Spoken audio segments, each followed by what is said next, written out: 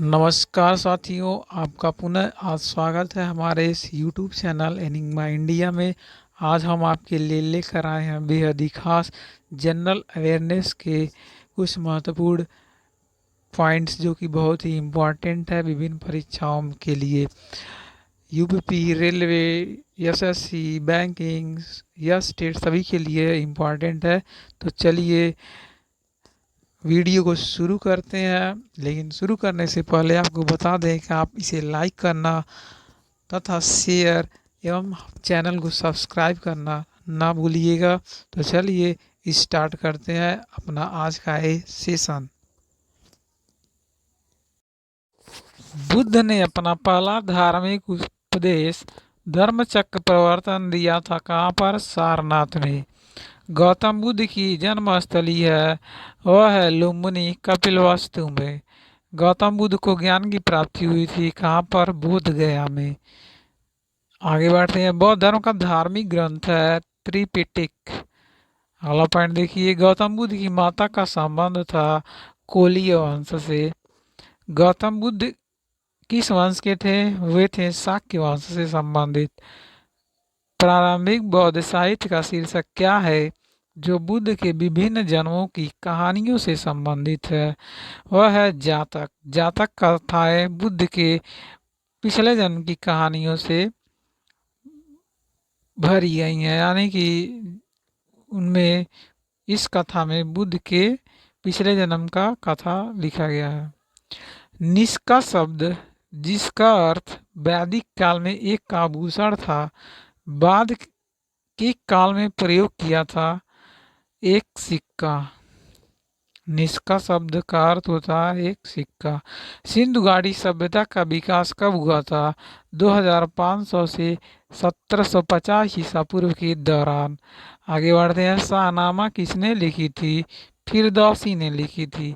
देवी चंद्रगुप्तम का कार्य संबंधित है किससे? चंद्रगुप्त द्वितीय से।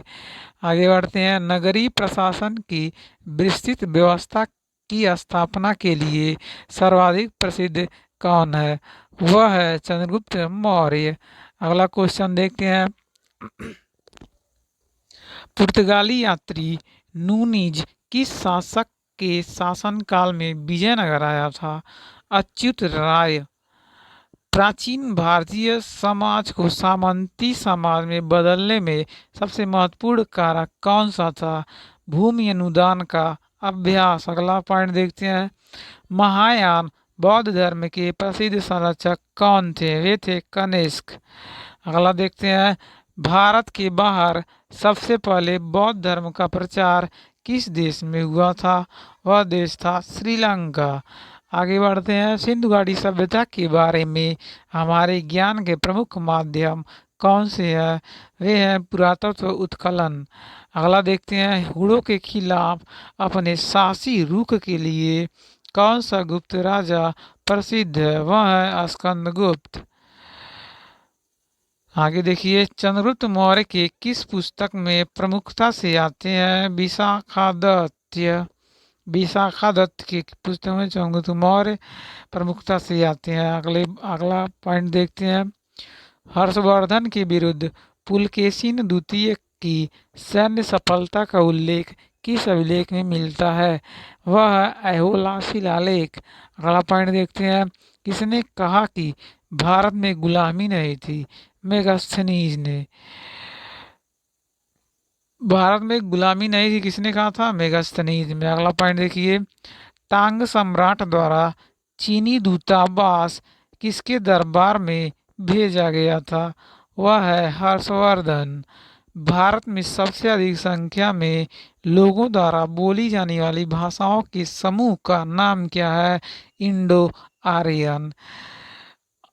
आपको हम बताते चलें कि ये जो आज जीके का स्पेशल क्लास है, स्पेशल टॉपिक है, हिस्ट्री से लिया गया है, जो कि बहुत ही इम्पोर्टेंट है और विभिन्न परीक्षाओं में पूछे जाने की इसकी 100% संभावना है। तो आइए इसी के साथ आगे बढ़ते हैं।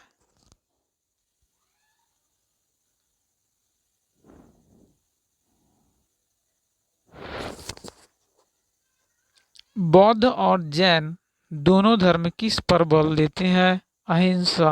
अगला पॉइंट देखिए, केवल एक कृत्रिम ईंट गोदी के साथ सिंधु स्थल, यानी कि कृत्रिम ईंट कहाँ से मिले हैं? लोथल से। भारत में खोजा गया सबसे पुराना शहर कौन सा था? हड़प्पा सभ्यता का हड़प्पा। गढ़वाल एकमात्र सिंधु शहर चंदूहड़ो। अगला पॉइंट देखते हैं, हड़प्पा स्थल मांडा नदी के तट पर स्थित है। किस नदी के तट पर है? चिनाब। वेद शब्द का अर्थ है ज्ञान। सिंधु घाटी के लोग आमतौर पर अपने घरों का निर्माण पक्की ईंटों से करते थे। वैदिक लोगों द्वारा प्रयोग की जाने वाली प्रथम धातु क्या थी? तांबा थी। गार्गी, मैत्री और कपिला के मूल निवासी थे मिथिला। वेद वेदत्रयी का हिस्सा नहीं थे। अथर्ववेद। वैदिक काल में 8 प्रकार के विवाह होते थे। वैदिक काल में 8 प्रकार के विवाह होते थे। प्रेम विवाह को इस नाम से जाना जाता था, गंधर्व विवाह है। अगला देखते हैं, सिंधु महान का शिक्षक था अरस्तु। दर्शन के प्रतिपादक वैशेषिक दर्शन थे कणाद। बुद्ध के प्रथम उपदेश के रूप में जाना जाता था धम्मचक्र प्रवर्तन सूत्र। बुद्ध के समकालीन मगध शासक थे बिंबिसार। आगे देखते हैं, तिब्बत में बौद्ध धर्म का प्रचार करने वाले बौद्ध भिक्षु थे पद्मसंभव। महावीर के प्रथम शिक्षक थे जमाली। 16 महाजनपदों का वर्णन करने वाला बौद्ध ग्रंथ है अंगुत्तर निकाय। अगला पॉइंट देखिए, जैन धर्म और बौद्ध धर्म के समय के आसपास मान्यता प्राप्त आश्रमों की संख्या थी 4। अगला पॉइंट देखिए, यूनानी शासक सेल्यूकस निकेटर ने चंद्रगुप्त मौर्य के पास अपना राजदूत भेजा मेगास्थनीज। गौतम बुद्ध के जन्म स्थल को चिन्हित किया गया है अशोक के रुमिडेई स्तंभ से। ग्रीक लेखकों में एग्राम्स और जद्रमास का उल्लेख किया है घनानंद ने। लोगों को धम्म की शिक्षा देने के लिए अशोक द्वारा नियुक्त अधिकारी का नाम क्या था? धम्म महामत्ता। अगला पॉइंट देखते हैं, गांधार कला का एक संयोजन है इंडो ग्रीक। अगला पॉइंट देखते हैं, पांडुलिपियों के मूल संस्थापक और कौटिल्य के अर्थशास्त्र के संपादक थे आर राम शास्त्री। अगला देखते हैं, कनिष्क के दरबारी चिकित्सक थे वे थे चरक। चलिए आगे बढ़ते हैं।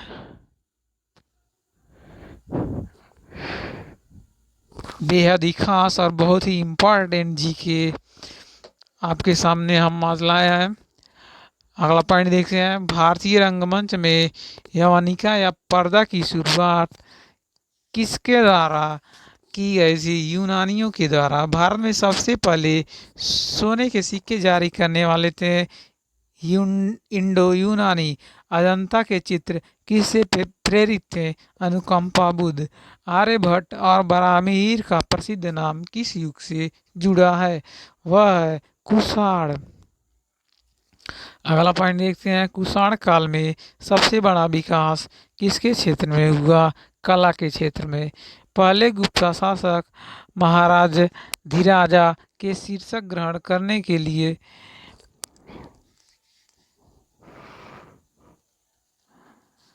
यानी वह कौन से गुप्त शासक थे जिनको सबसे पहले महाराजा धीराज की उपाधि ग्रहण किया की उपाधि दी गई थी? वो थे चंद्रगुप्त प्रथम। अगला पॉइंट देखते हैं, सातवाहन ने अपने सिक्कों को मुख्य रूप से किस में ढाला है? वह है सीसा में। अगला पॉइंट देखते हैं, राष्ट्रकूटों की सबसे प्राचीन राजधानी थी एलोरा। यह बहुत ही बेहद स्पेशल जनरल अवेयरनेस के पॉइंट्स हैं। आप इस वीडियो को लाइक करिएगा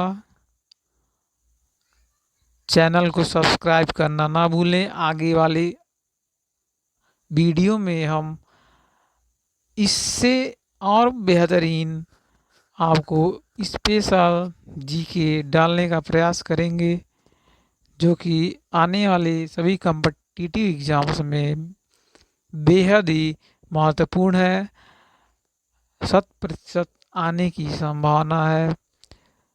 चलिए इसी के साथ आगे बढ़ते हैं। गुप्त काल के एक महान खगोल शास्त्री और गणितज्ञ थे आर्यभट्ट।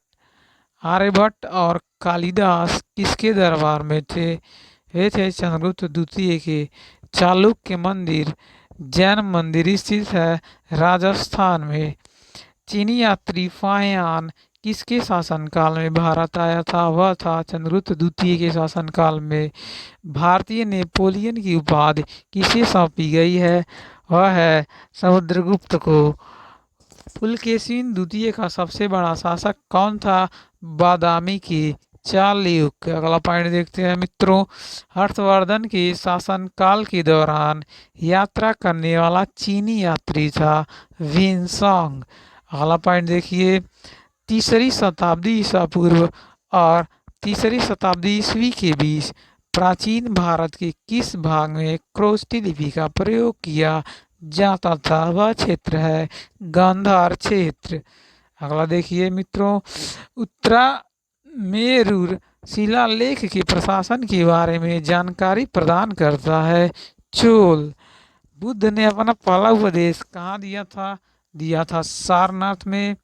प्रिंस ऑफ पिलग्रिम्स नाम दिया गया था वेन्सोंग के द्वारा।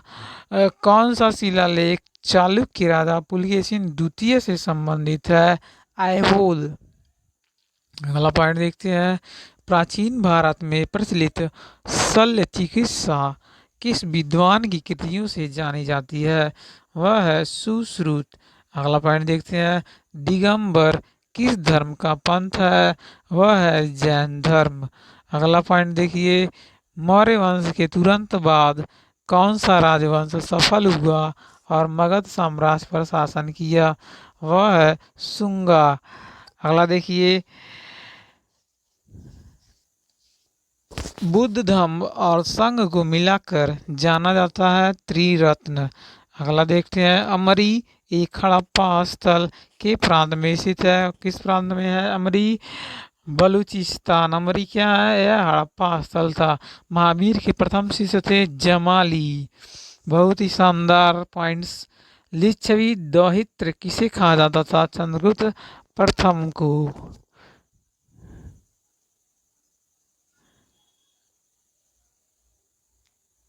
चलिए आगे बढ़ते हैं।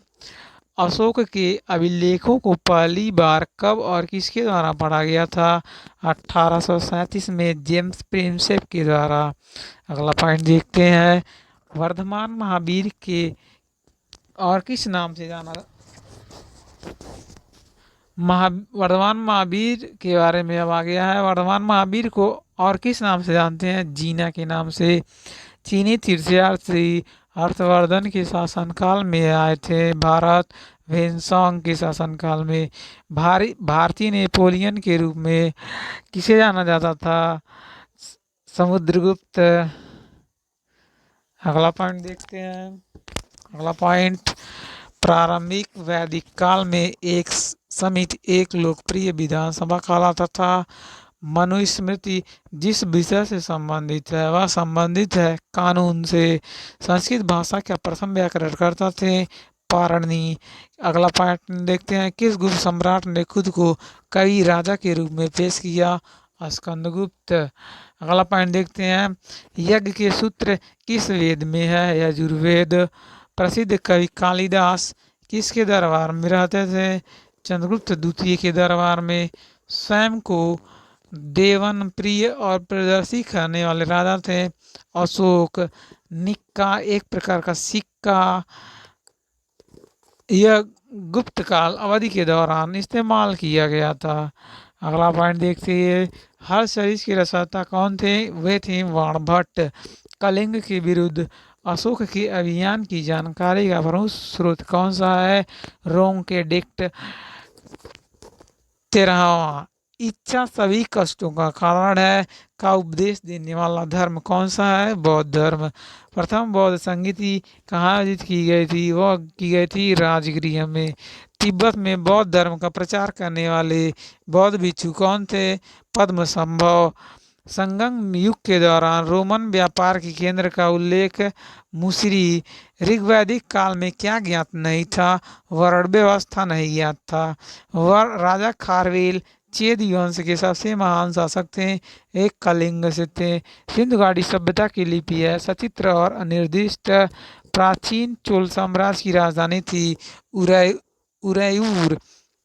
अगला पॉइंट देखते हैं, सिंधु घाटी सभ्यता के किस स्थल से बंदरगाह के साथ मिले हैं? वो है लोथल। महायान बौद्ध धर्म और हीनयान बौद्ध धर्म के बीच मूलभूत अंतर है देवी देवताओं की पूजा। अगला पॉइंट देखिए, मौर्य वंश के संस्थापक कौन थे? चंद्रगुप्त मौर्य। किस वेदांत के नाम से भी जाना जाता है? उपनिषद को वेदांत के नाम से जानते हैं। और आज का आखिरी पॉइंट है,